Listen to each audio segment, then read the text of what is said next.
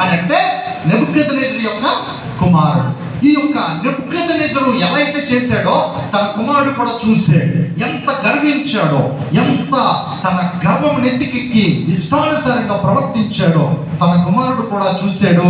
ఈ బెల్షస్సరు కూడా బాగా బలిసిపోయాడు ఒక రకంగా చెప్పాలి అని అంటే. మరేంటి ఎంత భయంకరం అంటే చూడండి ఒకసారి. ఈయన 1000 మందితో విందు చేయించాడు. అంత మాత్రమే కాదు, ఏమని చేశాడో చూడండి. తన తండ్రి యొక్క నెబుకద్నెజరు యెరూషలేములోని ఆలయంలో నుండి తెచ్చిన వెండి బంగారు పాత్రలను తెమ్మని ఆజ్ఞయించును. ఎందుకు బలిసిపోయాడని అన్నాడంటే, మద్యము 1000 మందితో విందిస్తున్నాడు, మద్యము తాగుతున్నాడు. ఆ తాగే పాత్రలో ఎక్కడి నుంచి తెప్పించమన్నాడో తెలుసా? యెరూషలేము దేవుని మందిరములో పవిత్రమైన ఆ పాత్రలను తెప్పించమన్నాడట. ఎంత ఎంత దౌర్భాగ్యమైన, ఎంత నికృష్టమైన ఆలోచన చూడండి. వెండి బంగారు పాత్రలను దేవుని ఆలయంలో నుంచి తెమ్మన్నాడట. దేనికి? మందు తాగడానికి, మద్యం సేవించటానికి.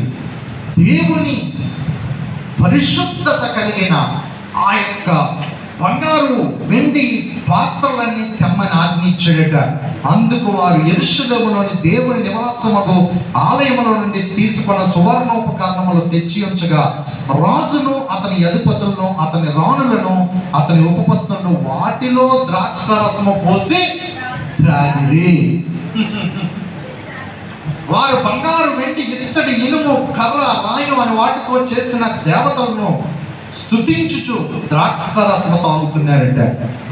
పాత్రలు పరిశుద్ధమైనవి, దేవుని మందిరముల నుంచి తెచ్చి అది ఎంత అపవిత్రత చేస్తారంటే మద్యం అందులో వేసి సేవించారు.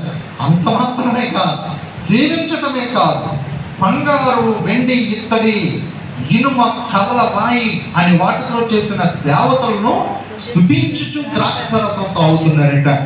ఆ గడిలోనే మానవ హస్తపు రేలు కనబడి దీపము దగ్గర రాజు యొక్క నగరు గోడ కోత మీద ఏదో ఒక రాత రాయిచున్నట్టుండెను.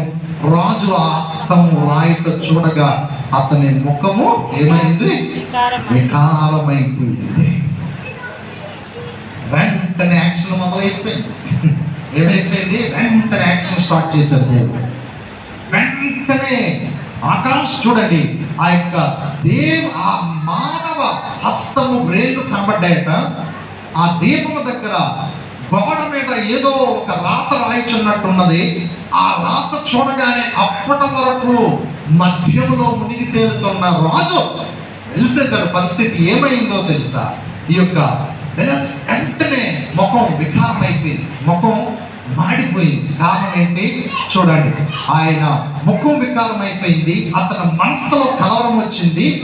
అతని మనస్సునందు కలవరపడగా అతను నడుము కీళ్ళు వదిలి అతను మోకాళ్ళు గడగడ వణుకుచూ కొట్టుకొనిచున్నాయి.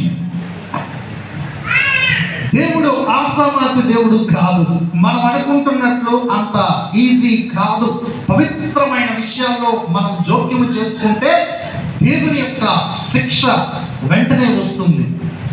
అపవిత్రమైనవి దేవుని సంబంధించిన వాటితో చేయటానికి చూస్తే అది చాలా భయంకరమైన గాడ్స్ ర్యాత్, దేవుని యొక్క ఉగ్రత మన మీదకి వస్తుంది అని చాలా స్పష్టంగా దేవుడు చెబుతున్నాడు.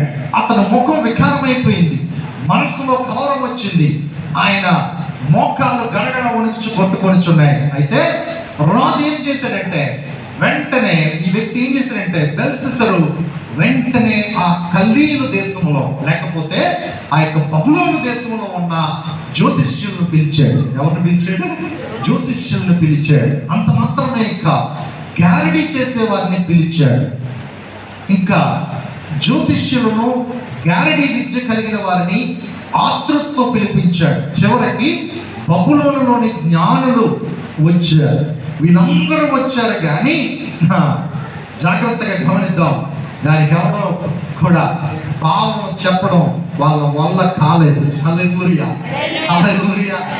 ఎవరి వల్ల కాలేదు? ఎందుకంటే వాళ్ళు సేవించుచున్న దేవత, దేవుళ్ళు అనబడినవా వాళ్ళకి నా మొక్కు ఉంటుంది, వాసన చూడలేము.